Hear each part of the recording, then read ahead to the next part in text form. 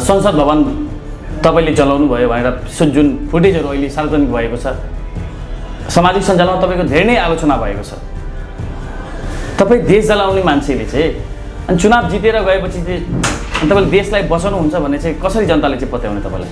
किन टिकट दियो र राजसभाले किन टिकट दियो? सिंहदरबारमा सर्वोच्चमा आगो लगाउने मान्छेलाई संसद बनाएर पठाएको छ, प्लानर गर्ने त गणेश कार्कीलाई संसद बनाएर पठाएको छ, किन पक्रिँदैन? यति इस्युहरूको होस् त तपाईँहरूको होस् त तपाईँहरूलाई ल्याएर यहाँ के गर्छ? त्यसले गर्दाखेरि नि यो सह्य भएको छैन, यो बर्बर भएको छ। संसद भवन जल्न सुरु भएको छ। हजुर सुन्नु, संसद भवन जल्न सुरु भएको छ। हामी छतबाट हेरिरहेको छौँ, संसद भवनमा धुवाको मुस्लो उठ्न थाल्यो। अब म पर बसेको जुन तपाईँले टेबल बोकिराख्नु भएको थियो नि, त्यो म होइन नि, त्यो तपाईँ होइन, त्यो होइन नि। देश जलाउनेलाई होइन, देश बचाउनेलाई चाहिँ मत हालो भनेर चाहिँ अहिले कमेन्टहरू पनि हामी हेरिरहेको छौँ। यस विषयमा तपाईँको धारणा के छ?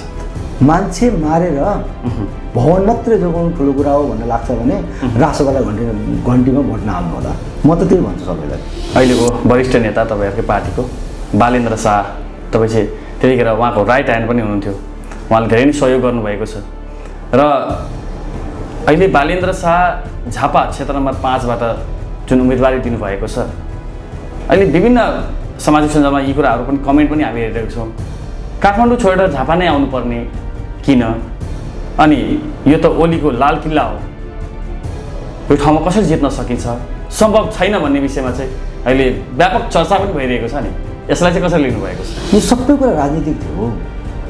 त्यो सरकारको कुशासन, त्यो सरकारको नरसंवादका कारणले 23 र 24 को घटना घट्यो भन्नका लागि, देखाउनका लागि पनि झापा 5 त आउनै पर्यो नि। उहाँले झापा 5 रोज्नु भएको, हजुर, त्यसका लागि पनि उहाँलाई हराउनको लागि यो चाहिँ राष्ट्रिय स्वतन्त्र पार्टीको चाहिँ एउटा एजेन्डा हो।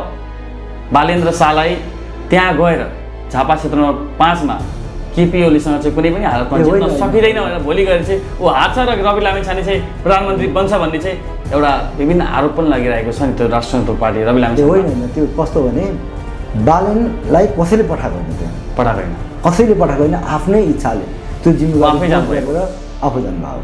एक प्रतिस्पर्धा हुने देखिएको छ र भनौँ न त्यहाँ चाहिँ विभिन्न त्यहाँ चाहिँ एउटा दिग्गज नेताहरू हारेको पनि इतिहास छ। यसलाई चाहिँ तपाईँले कसरी लिनुभएको छ? पहिले त अब प्रत्यक्ष निर्वाचनमा जाने नै भन्ने भइसकेपछि हजुर अब आफ्नो क्षेत्रबाटै उठाउँ भन्ने भएको हो। त्यसलाई चाहिँ तपाईँले प्रतिस्पर्धा मान्नुभएको छैन भने प्रतिस्पर्धा त छ, नआउनु पर्ने, किनभने उहाँले त्यही अस्पतालैबाट सेवा गर्ने भने त छँदैछ, अस्पताल पनि छ, सेवा जाने मान्छे पनि छन् होइन, त्यही क्षेत्र मात्रै भयो त। उहाँले सांसद नलडेर चाहिँ सेवा मात्र गरे भयो भने चाहिँ तपाईँको चाहिँ भनाइ हो? अब मैले त्यही अस्पतालै मात्रै देखाउने भए त त्यही छँदैछ, नत्र समाजका मुद्दा त अरू पनि छन्। फेरि आरोप लाउनेले संसद भवन जलाएको भनेको छैन क्या, सिंहदरबार जलाएको भने, जबकि यो त संसद भवन र सिंहदरबार त फरक हो होइन।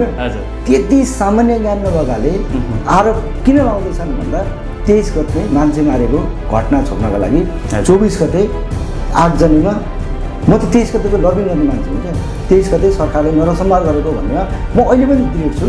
जुन तपाईँले टेबल बोकिराख्नु भएको थियो नि, त्यो म होइन नि, तपाईँले अघि भन्नु नि कुर्सी उठाएको भनेर, त्यो संसद भवनभित्र बजेटका बेला एकजना माओवादी सांसदले त्यो संसद भवनभित्रको कुर्सी हान्नलाई बनाएको फोटो हो त्यो बेला हो, तिनको नाम मैले बिर्सेँ। त्यो संसद भवनभित्र सांसदले गरेको कुरा, म त सांसद पनि थिइनँ त, म कसरी जान्छु त? त्यो फोटोमा चाहिँ तपाईँलाई जोड हो। चुनाव लागेको छ, हजुर, सबैलाई नै चाखियो, चाख्दाखेरि सबै टर्रा भयो, तिता भए, यसपल्ट स्वाद फेराउनै भन्छु।